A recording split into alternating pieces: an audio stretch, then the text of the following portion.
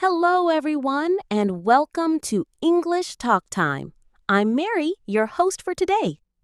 And I'm Ali, also your host. We are so incredibly happy to have you join us for another episode. Before we dive into our topic, we have a small request for all our wonderful listeners. If you enjoy our podcast, please take a moment to subscribe to our channel. It's really easy. Just click the subscribe button. Yes, and don't forget to give this podcast a big thumbs up, a like, if you find it helpful or interesting. Your likes tell us you enjoy what we do. And we love to hear from you, so please leave a comment below. Tell us what you think or suggest topics for future episodes. Your feedback is very important to us, and it helps us grow our community. Exactly. Your support, your subscriptions, your likes, and your comments mean the world to us. Thank you so much for being a part of our English learning journey. Today, we are going to talk about a very common and useful question that you will hear often in English. Tell me about yourself. This question comes up in many situations, like when you meet new friends, start a new class, or even in a job interview. It's important to know how to answer it well. So, Ali, when someone asks you, tell me about yourself, what's the first thing you usually say? How do you begin your answer? That's a great question, Mary. I always start with my name, of course. It's the most basic and polite way to introduce myself. For example, I would say, my name is Ali. Perfect. Simple and clear. And after your name, what comes next in your introduction? Do you talk about where you live or maybe your family? After my name, I usually say where I am from. This gives people an idea of my background. So I might say, my name is Ali, and I am from Egypt. It's a very common and easy phrase to use. That's a very good strategy for A2 level English speakers. It's easy to remember and understand. So for our listeners, remember, my name is your name, and I am from your country. Yes, practice saying that a few times. It's a fundamental part of any introduction. It helps people know a little about your origin. And it's a good way to start a conversation, as people might ask about your country or culture next. So name and origin are key first steps.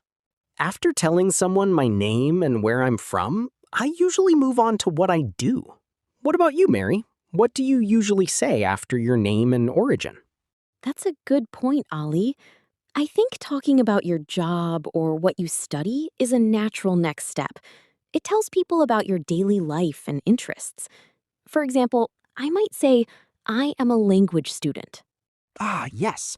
So you could say, I am a student if you go to school or university. Or if you work, you could say, I work as a teacher, or I am a doctor, or I am an engineer. Exactly. It's important to use simple sentences. For A2 English, we want to be clear and easy to understand. So, I am a student or I work as your job are perfect phrases.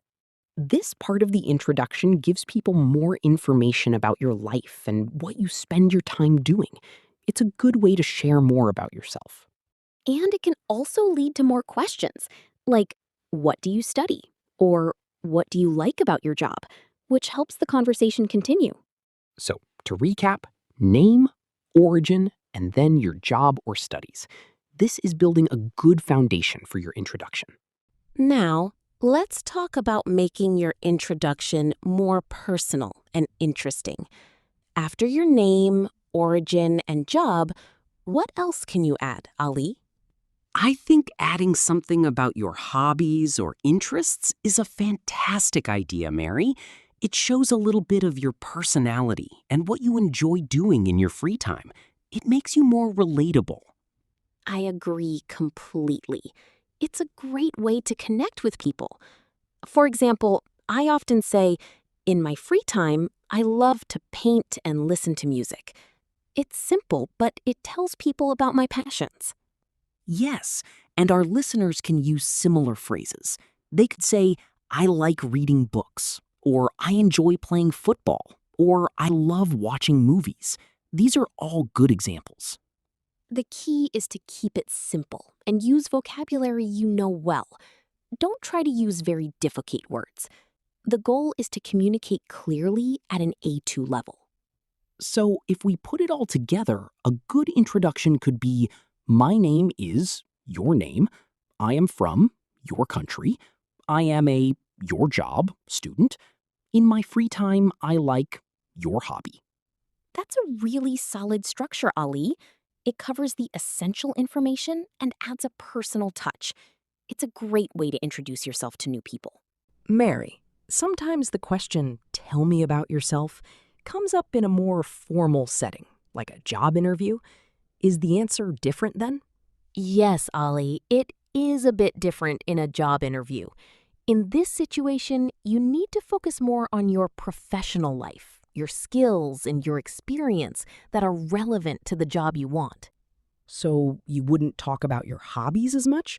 You would focus on work-related things? Exactly. You want to show the interviewer why you are a good fit for the job. For example, you could say, I have worked as a sales assistant for 2 years. This shows your work history. Or if you don't have much work experience, you can talk about your skills, like, I am good at working with computers, or I am a very organized person. These are good qualities for many jobs. That's right. The important thing is to connect your answer to the job. Think about what the company needs and how your skills and experience can help them. But still, keep your language simple and clear for A2 English. So, for a job interview, it's still about you, but a more professional version of you. Focus on your abilities and past work. Yes, and always try to give examples if you can. It makes your answer stronger. Let's do a quick practice round, Ollie. I'll ask you, and you answer. Ready? I'm ready, Mary. Ask me. Ollie, tell me about yourself.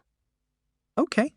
My name is Ali, and I am from Brazil. I work in a cafe. In my free time, I like to cook new dishes and watch interesting movies with my friends. I also enjoy learning new languages. Very good, Ollie. That was clear, informative, and friendly. You included all the key parts we discussed. Now, my turn. You ask me. Okay, Mary, tell me about yourself. My name is Mary, and I am from Canada. I am a university student studying English literature. When I'm not studying, I love to paint landscapes and listen to classical music. I also volunteer at a local animal shelter on weekends. Excellent, Mary. Both of our examples show how to give a good, simple introduction. Listeners, try to create your own introduction now, using our examples as a guide. Remember, practice makes perfect. The more you say it, the easier it becomes. Mary, what if someone asks, tell me about yourself, in a very casual setting, like at a party or a social gathering? Is it different from a job interview or meeting a new classmate? That's a great point, Ollie. At a party, the atmosphere is much more relaxed. You don't need to be as formal as in an interview. You can talk about lighter topics, things that are fun and easy to share. So, instead of my job, I could talk about something I did recently, like a fun trip? Exactly. You could say, I just came back from a fantastic trip to the beach last week, or I went hiking in the mountains last month. It's about sharing something that might spark a conversation. Or, I am really excited about the new superhero movie coming out next month. This is a good way to find common interests with new people. Yes, it's about finding common ground and making new friends. You can talk about your interests, your plans for the weekend, or something funny that happened to you recently. The goal is to be friendly and open. So, the situation really changes how you answer this question. It's important to think about where you are and who you are talking to. Absolutely. Adapt your answer to the context, but always keep it simple and clear for A2 English. Let's quickly review the main parts of answering "Tell me about yourself" for our A2 English learners. This will help you remember. First, Always start with your name and where you are from. This is the basic information everyone needs to know. For example, my name is Ali, and I am from Egypt. Second, talk about your job or what you study. This tells people about your daily activities. For example, I am a student, or I work as a teacher. Third, share some of your hobbies or interests. This makes your introduction more personal and interesting. For example, I like reading books, or I enjoy playing football. And remember, if you are in a job interview, you should focus on your skills and experience that are important for the job. For example, I have good computer skills. The most important thing is to keep your sentences simple and clear. Don't use very long or complicated sentences. Short sentences are easier to understand. And always speak at a moderate pace. Don't speak too fast. This helps people understand you better, especially if English is not their first language.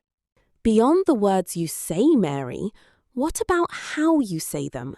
Are there any tips for our listeners on their speaking style? That's a fantastic point, Ali. How you speak is just as important as what you say. First, it's really important to speak slowly and clearly. Don't rush your words. Take your time. Yes, rushing can make it difficult for others to understand you, especially at the A2 level. Clear pronunciation is key. Also, try to smile when you are talking. A smile makes you look friendly and confident. It makes people feel more comfortable talking to you. And remember that a conversation is a two-way street, so listen carefully when the other person speaks. Show interest in what they are saying. Ask them questions, too. Exactly. It's not just about you talking. It's about connecting with people. Good listening skills are very important for good communication. So speak slowly, speak clearly, smile, and listen. These are simple but very effective tips for any conversation. They really help you make a good impression and have a more enjoyable conversation with new people online. So that brings us to the end of our discussion on Tell Me About Yourself. We hope these tips and examples have been very helpful for you. We want you to feel more confident the next time someone asks you this question. Remember, practice is key. Try practicing your introduction in front of a mirror or with a friend. You can even record yourself and listen back to see how you sound. This is a great way to improve your speaking skills and pronunciation. Thank you so much for listening to English Talk Time today. We truly appreciate your time and your effort to learn English with us. And before you go, please don't forget our small requests. If you haven't already, please subscribe to our channel, give this podcast a like, and leave a comment below. Your support helps us continue to create more content for you. We love being a part of your English learning journey. Goodbye, everyone. We hope to see you again very soon for another episode of English Talk Time. Bye-bye. Keep practicing your English.